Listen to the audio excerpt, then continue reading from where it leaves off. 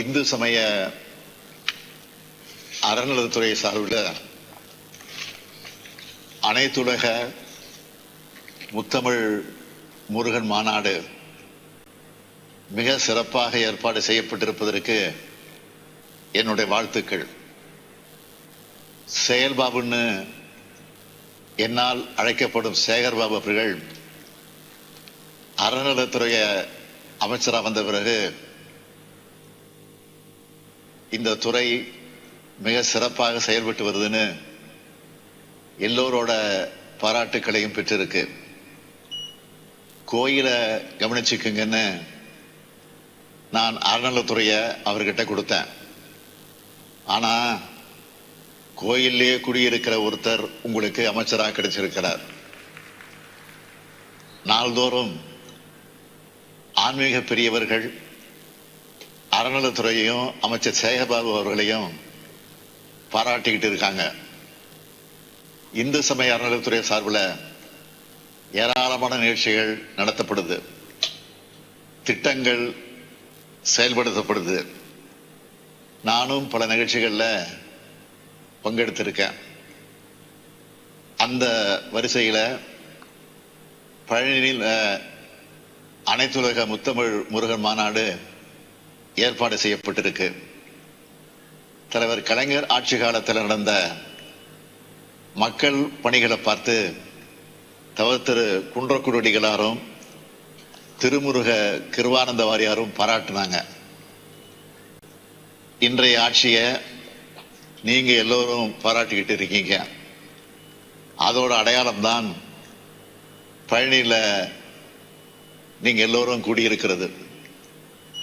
அந்த வகையில பக்தர்கள் உட்பட அனைவரும் விரும்பும் ஆட்சியா கழக ஆட்சி நடைபெற்று வருது. இந்த மாநாடு ஏற்பாடு செய்யப்பட்ட உடனே அறநிலையத்துறை சார்பாக செய்யப்பட்டு வர பணிகளோட பட்டியலை தர சொல்லி அமைச்சர் சேகர்பாபு கிட்ட கேட்டேன். அதுல அவர் குறிப்பிட்டிருந்த பணிகளை சிலவற்றை இங்க குறிப்பிட்டா பொருத்தமா இருக்கும்னு நினைக்கிறேன். பழனி, திருத்தணி, திருச்செந்தூர், மருதமலை, குமாரவயலூர், சிறுவாபுரி, காந்தல் ஆகிய 7 முருகன் திருக்கோயில்களில் பெருந்திட்ட பணிகள் நடைபெற்று வருது. பழனி அருள்மிகு தண்டாயுதபாணி சுவாமி திருக்கோயிலுக்கு வர்ற பக்தர்கள் எண்ணிக்கை நாளுக்கு நாள் அதிகரிச்சுட்டு இருக்கிறதுனால பக்தர்கள் நலனை மனசுல வச்சு கோயில் வளர்ச்சி பணிகளை தொடங்கி இருக்கோம். வளர்ச்சி திட்ட பணிகளுக்காக 58.77 ஏக்கர் நிலங்களை 58 கோடியே 54 லட்சம் ரூபாய் இழப்பீட்டு தொகை வழங்கி கையகப்படுத்துற பணிகள் நடைபெற்று வருது. அறுவடை வீடு முருகன் திருக்கோயில்களில் 789 கோடியே 85 லட்சம் ரூபாய் மதிப்பீட்டில் 251 பணிகள் நடைபெற்று வருது. அறுவடை வீடு அல்லாத முருகன் திருக்கோயில்களில் 277 கோடியே 27 லட்சம் ரூபாய் மதிப்பீட்டில் 588 பணிகள் நடைபெற்று வருது. 69 முருகன் திருக்கோயில்களோட திருப்பணிகளை முடிச்சு குடமுழுக்கு விழா நடத்தப்பட்டிருக்கு. பழனி அருள்மிகு தண்டாயுதபாணி சுவாமி திருக்கோயில் சார்பில் நடத்துகிற கல்வி நிறுவனங்களில் படிக்கிற 4000 மாணவி மாணவிகளுக்கு கட்டணமில்லா காலை சிற்றுண்டி வழங்கப்படுது. இந்த ஆண்டு இந்த திட்டம் விரிவுபடுத்தப்பட்டு மதிய உணவும் வழங்கப்பட இருக்கு. பழனி திருக்கோயிலுக்கு தைப்பூசம் மற்றும் பங்குனி உத்திரம் திருவிழாக்களுக்கு பாத யாத்திரை வர பக்தர்களுக்கு அன்னதானம் வழங்கப்பட்டு வருது.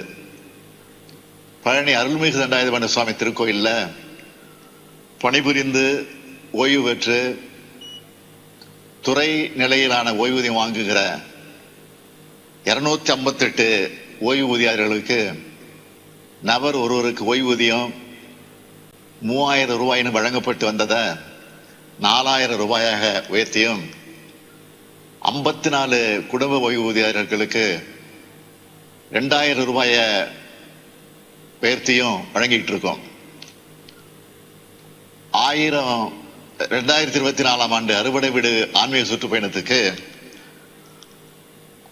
1000 பக்தர்கள் அழைத்து செல்லப்படுவாங்கன்னு அறிவிக்கப்பட்டதை தொடர்ந்து இதனால் வர 813 நபர்கள் பயனடைந்திருக்காங்க.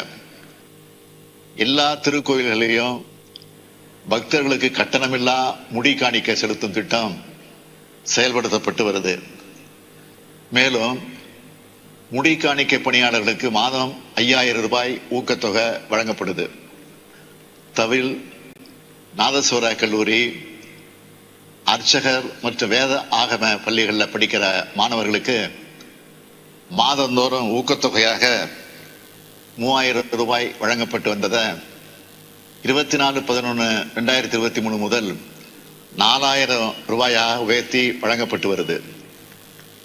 பழனி அருள்மிகு தண்டாயுதபாணி சுவாமி திருக்கோயில்ல தினக்கூலி மற்றும் தொகுப்பூதிய அடிப்படையில் தொடர்ந்து 5 ஆண்டுகள் பணிபுரிந்த 13 பணியாளர்கள் பணி நிரந்தரம் செய்யப்பட்டிருக்காங்க. இந்த திருக்கோயில்ல பணிபுரிந்து பணிகாலத்தில் மறைவேதிய பணியாளர்களோட வாரிசுதாரர்கள் 8 நபர்களுக்கு கருணை அடிப்படையிலான பணி நியமன வழங்கப்பட்டிருக்கு. இதுவரை திருக்கோயிலில் தினக்கூலி மற்றும் தொகுப்பூதியத்தில் பணிபுரிந்து வந்த 1298 பணியாளர்கள் பணி நிரந்தரம் செய்யப்பட்டிருக்காங்க. 111 பணியாளர்கள் கருணை அடிப்படையில் பணி நியமனம் செய்யப்பட்டிருக்காங்க. திருக்கோயில் பணியாளர்களுக்கு ஊக்கத்தொகை வழங்குதல், ஊக்கத்தொகை உயர்வு செய்தல், தினக்கூலி மற்றும் தொகுப்பூதியத்தில் பணிபுரிந்த 1298 பணியாளர்களுக்கு பணி நிரந்தரம் வழங்கப்பட்டுச்சு. ஓய்வூதியர்களுக்கு தொகை உயர்வும் வழங்கப்பட்டிருக்கு. இப்படி வரிசைப்படுத்திக்கிட்டே போகலாம்.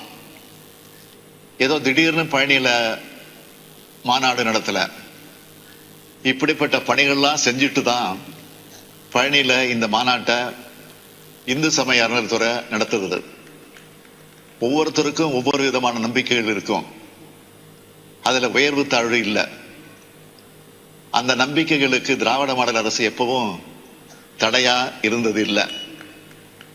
அது மட்டுமல்ல, அனைவரது நம்பிக்கைக்கும் நன்மை செய்து தரக்கூடிய அரசாகவும் செயல்பட்டு வருது. பாதகம் செய்பவரை கண்டால் நாம் பயங்கொள்ளலாகாது பாப்பா, மோதி மிதித்து விடு பாப்பா, அவர் முகத்தில் உமிழ்ந்து விடு பாப்பா.